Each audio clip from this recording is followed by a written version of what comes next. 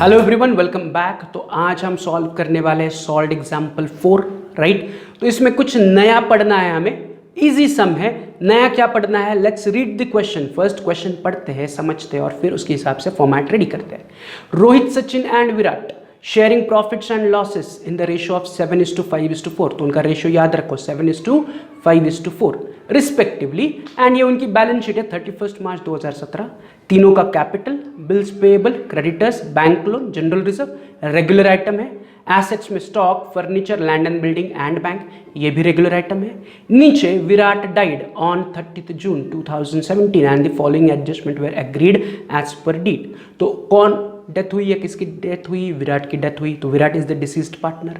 On the death of Virat उन्होंने ये following agreements as per deed के हिसाब से चेंजेस रेकमेंड किए। पहला, stock, furniture, land and building are to be revalued. Stock को, फर्नीचर को, लैंड एंड बिल्डिंग को रिवैल्यू करना है 16,700, 16,200 एंड 30,400। तो किसी को बढ़ाना है, किसी को कम करना है। सॉल्व करते वक्त देखते हैं। दूसरा, Virat share in goodwill. Virat share in goodwill B valued from the firms goodwill which was valued at 3 times the average profit of last 4 years। तो लास्ट 4 years के एवरेज प्रॉफिट का 3 times इज विराट का गुडविल। बट वो पहले firm का goodwill मिलेगा, फिर उसमें से विराट का हिस्सा अलग करेंगे।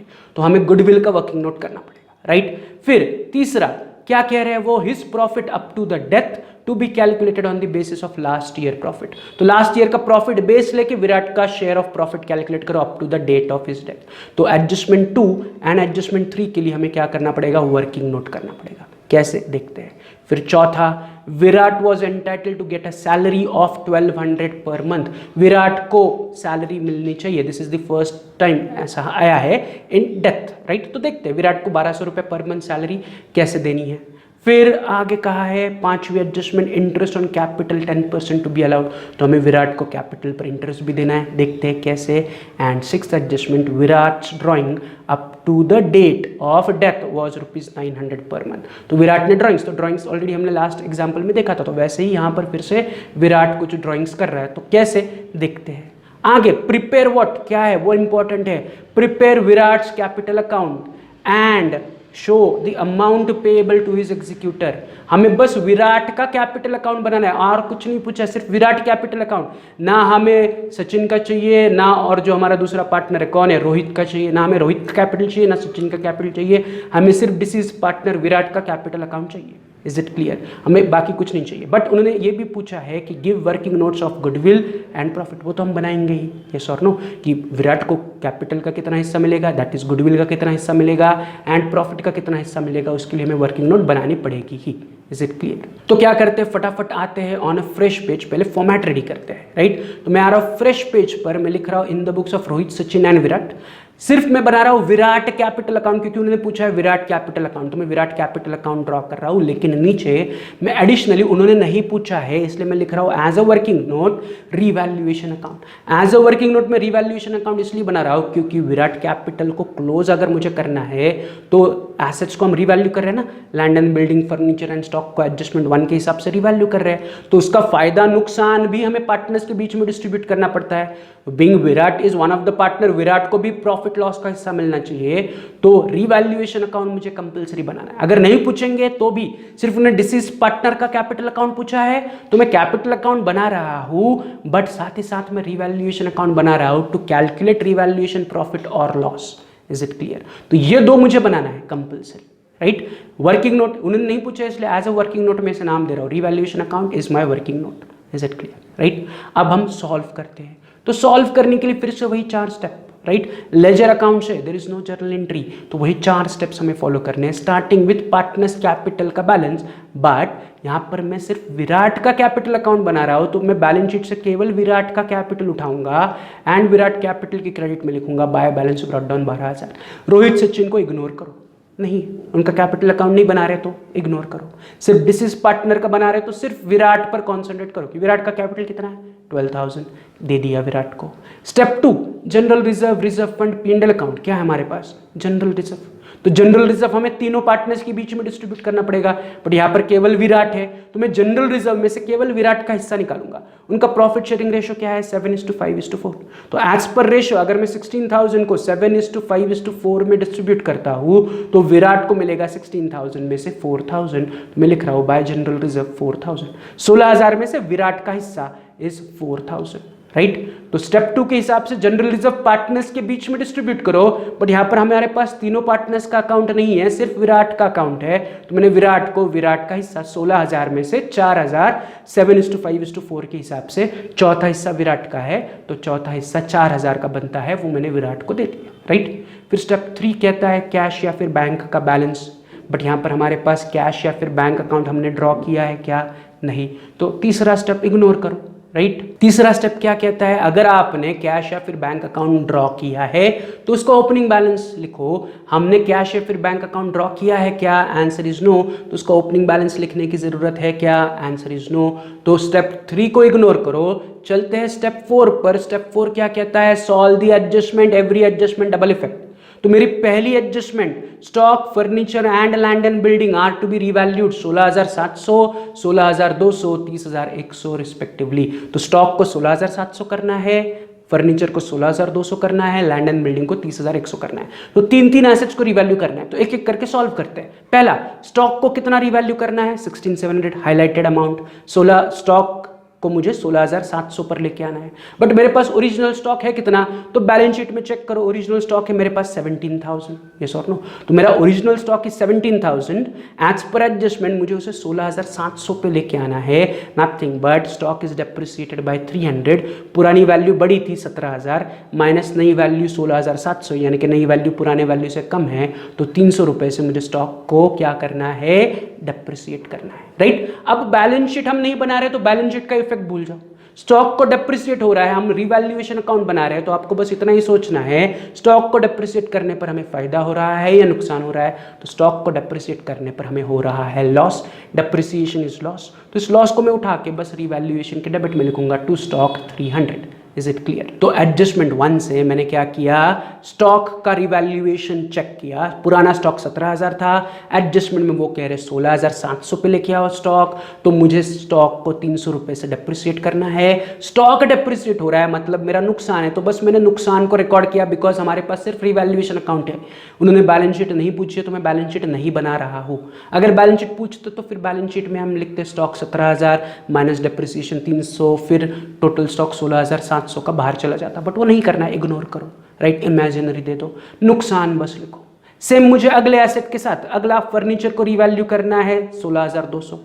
तो फर्नीचर मेरे पास ओरिजिनल कितना है 18,000, तो 18,000 के फर्नीचर को 16,200 पे लेके आना है। Nothing but furniture is depreciated by 1,800। कैसे 1,800, पुराना फर्नीचर 18,000 माइनस नया फर्नीचर 16,200, तो पुरानी वैल्यू कम हो रही है, so there is a loss, depreciation है 1,800। तो I am only thinking about फायदा है या नुकसान है, तो मैं फर्नीचर को डेप्रिसिएट कर रहा हूं तो इट इज अ लॉस, तो फर्नीचर का भी डेप्रिसिएशन उठा के मैं खर्चे में लिख रहा हूं टू फर्नीचर। कितना नुकसान हुआ 1,800, फर्नीचर को रिड्यूस कर रहे हैं 1,800 रुपए का नुकसान, राइट। उसी एडजस्टमेंट में कहा है लैंड एंड बिल्डिंग को 30,100 करो, मतलब लैंड एंड बिल्डिंग है कितनी ओरिजिनल 16,000, तो 16,000 की लैंड एंड बिल्डिंग ओरिजिनल है, उसे 30,100 पे लेके जाओ। Nothing but land and building को अप्रिसिएट करो, कितने से अप्रिसिएट करो 14,100। कैसे 14,100, पुरानी थी 16,000, नई है 30,100, तो नई वैल्यू ज्यादा है, तो 30,100 माइनस पुरानी वैल्यू 16,000, 14,100 से my land and building is going up. Land and building को मुझे 14,100 से अप्रिसिएट करना है। Land and building is my asset, asset appreciate हो रहा है मतलब फायदा है, तो उस फायदे को मैं उठा के रिवैल्यूएशन के क्रेडिट में लिखूंगा by land and building 14,100। Is it clear. तो लैंड एंड बिल्डिंग को अप्रिसिएट किया, राइट। तो एज पर एडजस्टमेंट 1 मैंने स्टॉक फर्नीचर को डेप्रिसिएट किया, लैंड एंड बिल्डिंग को अप्रिसिएट किया, उनका मैंने नुकसान और फायदा रिकॉर्ड किया, तो मेरी एडजस्टमेंट 1 कंप्लीट हुई। हम चलते हैं on adjustment number 2। Virat share in goodwill is to be valued from firms goodwill which was valued 3 times of the average profit of last 4 years and the 4 year का प्रॉफिट उन्होंने दिया 30,000, 25,000, 25,000, 40,000। तो आपको वर्किंग नोट करना है, गुडविल कैलकुलेट करना है, right. तो मैं आपको 5 मिनट का टाइम दे रहा हूं, इस वर्किंग नोट को कंप्लीट करो, कैलकुलेशन ऑफ गुडविल कंप्लीट करो, working note calculation of goodwill. 5 minute में सबका गुडविल का आंसर आना चाहिए up to Virat share of goodwill. पहले फर्म का गुडविल निकालो, उसमें से विराट का शेयर निकालो। चलो वीडियो को पॉज करो, डू द वर्किंग नोट।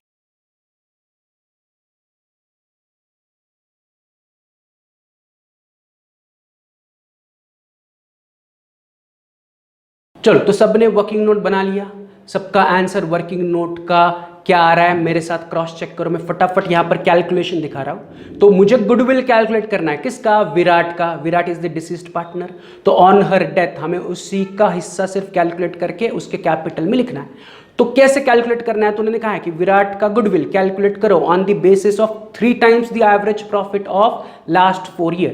तो मैं लिख रहा हूं goodwill is average profit of 4 years, क्योंकि वो कह रहे 4 साल का प्रॉफिट का एवरेज ले लो, उसका 3 times मल्टीप्लाइड बाय 3 times। दोनों मैंने एडजस्टमेंट से लिया कि goodwill was valued at 3 times, तो मल्टीप्लाइड बाय 3 times। किसका 3 times?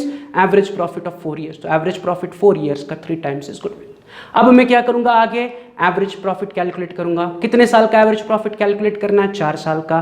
तो इन 4 साल की values 30,000 plus 25,000 plus 25,000 plus 40,000 divided by 4, क्योंकि 4 साल के प्रॉफिट्स है, राइट। अब जो ऊपर की वैल्यूज है चारों साल के प्रॉफिट्स को ऐड करो, 30 प्लस 25 प्लस 25 प्लस 40, आपका टोटल आ रहा है एज 1,20,000 डिवाइडेड बाय 4।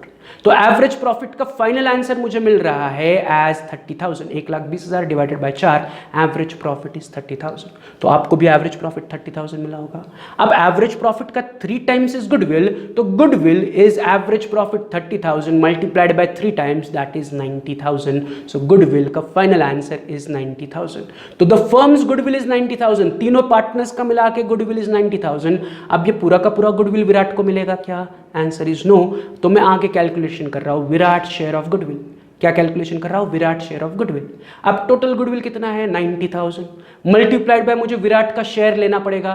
तो विराट का शेयर के लिए उनका पीएसआर हमें दिया हुआ है 7:5:4, नथिंग बट 7/16, 5/16, 4/16। तो 4/16 इज विराट का शेयर। तो 4/16 से मैं मल्टीप्लाई करूंगा टू 90,000। सो 90,000 का 4/16 इज विराट का गुडविल का हिस्सा।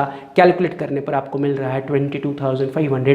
तो Virat share of goodwill is 22,500। तो as per adjustment number 2, Virat share of goodwill is 22,500। मैंने यहां पर लिख लिया। अब मैं आ रहा हूं on to the first page. किसका गुडविल है? 22,500, विराट का। तो ये किसे मिलना चाहिए? विराट को। तो मैं 22,500 उठा रहा हूं एंड विराट कैपिटल के क्रेडिट में लिख रहा हूं बाय गुडविल 22,500। विराट को मैं गुडविल में से 22,500 दे रहा हूं, तो विराट का फायदा है, इसलिए पार्टनर्स को क्रेडिट। कैपिटल बढ़ेगा विराट का, तो अगर कैपिटल बढ़ता है तो कैपिटल अकाउंट इज क्रेडिट। तो विराट शेयर ऑफ गुडविल 22,500 मैंने उठाया, विराट को दे दिया। तो यहां पर एडजस्टमेंट 2 कंप्लीट हुआ। चलते हैं एडजस्टमेंट 3।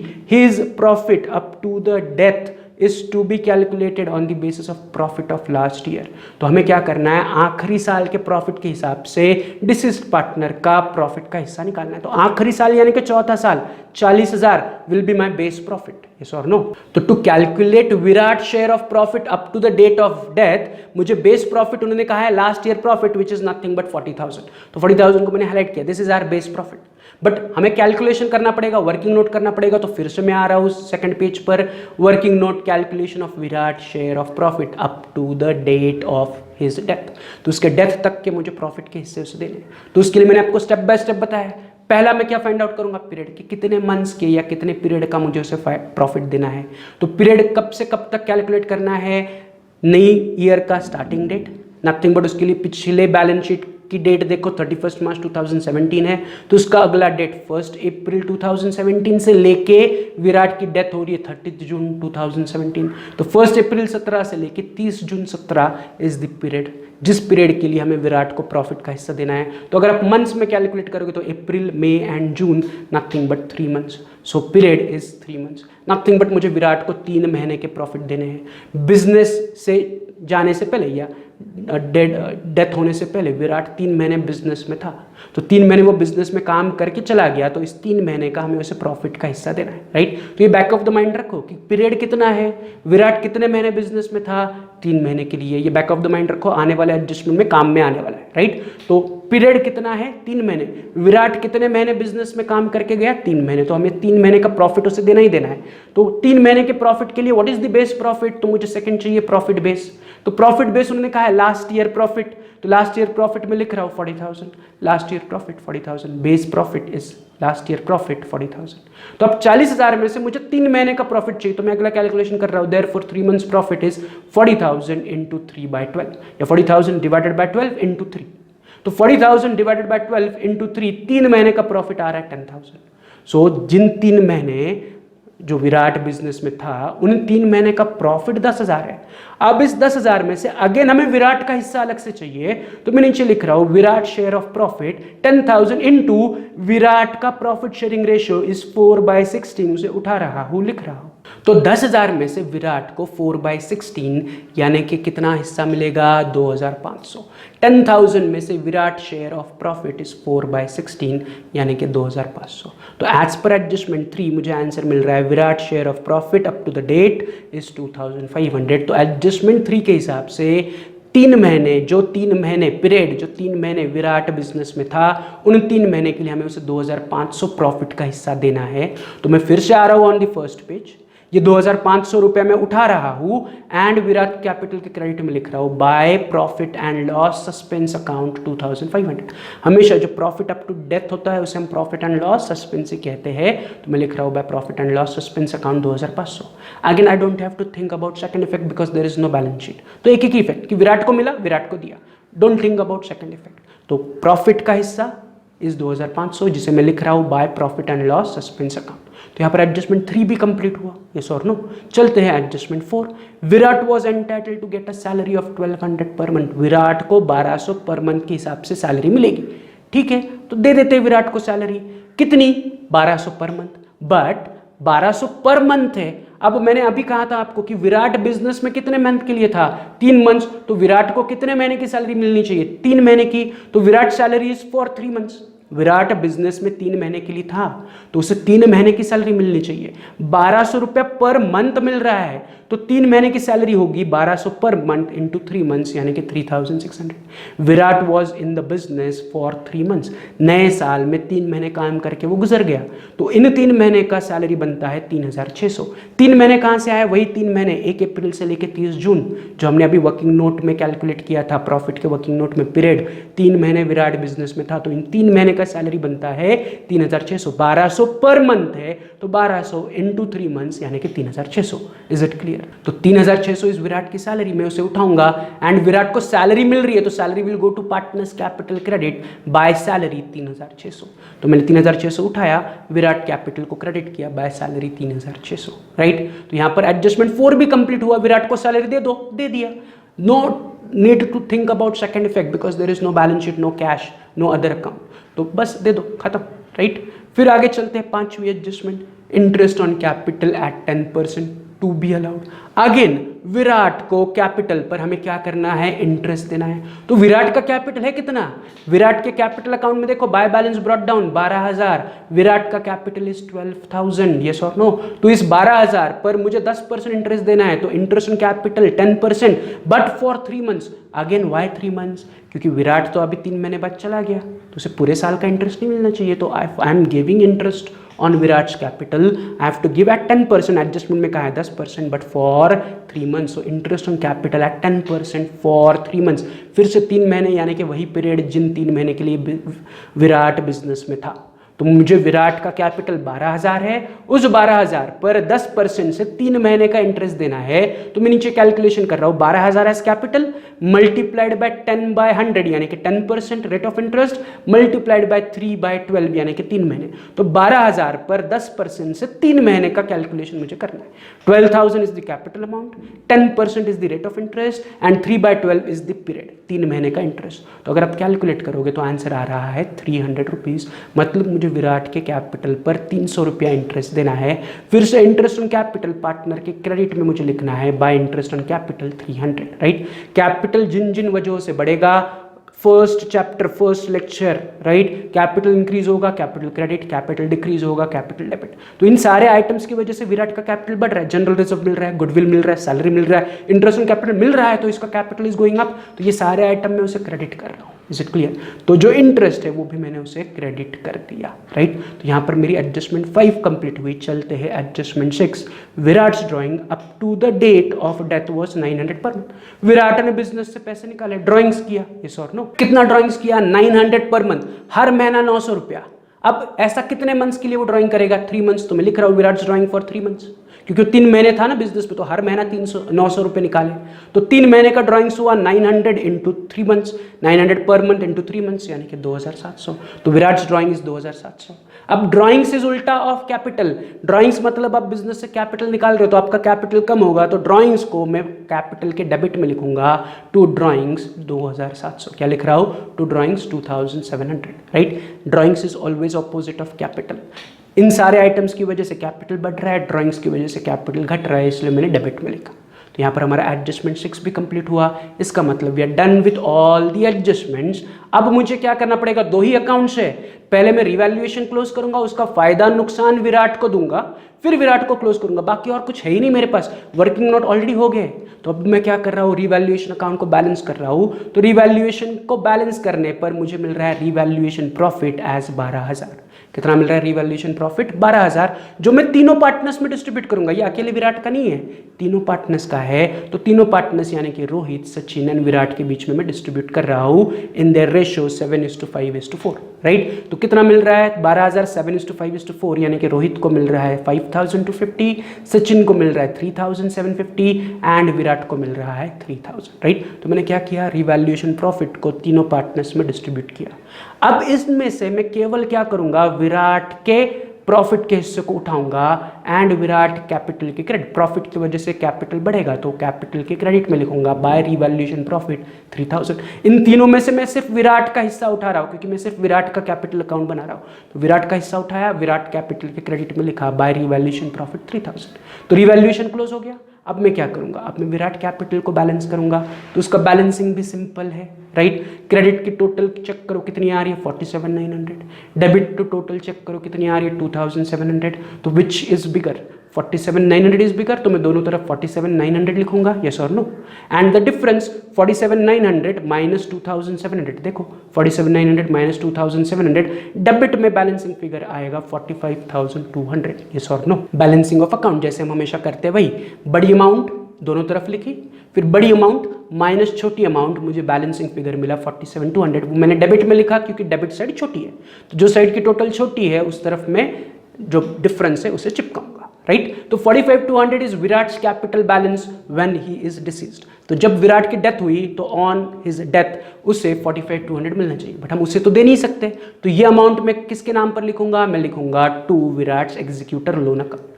तो ये जो 45,200 विराट कैपिटल का बैलेंस है, we need to transfer it to Virat's executor loan account. तो मैं लिख रहा हूँ to Virat's executor loan account 45,200। Done, there is no balance sheet. तो हमें बस इतना ही निकालना था। क्वेश्चन के एंड में पढ़ो क्या कहा है, prepare Virat's account and find out the amount payable to his executor. मिल गया, खत्म question, we are done, solve हो गया। इजी है उल्टा। इस प्रकार का क्वेश्चन एग्जाम में आने के चांसेस ज्यादा है, तो इस क्वेश्चन को पहले तो स्टार करो, 2 स्टार करो एंड 2 बार रिवाइज करो अभी के अभी, राइट। इमीडिएटली लेक्चर को बंद करो, फिर से 2 बार रिवाइज करो, मतलब रीसॉल्व करना है। स्टार्ट टू एंड पूरा फॉर्मेट बनाने से लेके लास्ट बैलेंसिंग तक 2 बार सॉल्व करो। Is it clear? तो फिर यहां पर हमारा ये एग्जाम्पल कंप्लीट हुआ। अब हम चलते हैं on the next example, but in tomorrow's lecture. कौन सा करने वाले हैं? तो कल हम करने वाले हैं सॉल्व एग्जाम्पल 5। अभी हमने सॉल्व एग्जाम्पल 4 किया था, कल हम उसी के सीक्वेंस में सॉल्व एग्जाम्पल 5 करेंगे, लेकिन उसका फॉर्मेट रेडी करके रखो। पढ़ो, फॉर्मेट रेडी करके रखो। Is it clear? चलो तो फिर आज के लिए इतना ही, मिलते हैं कल। Have a good day, bye.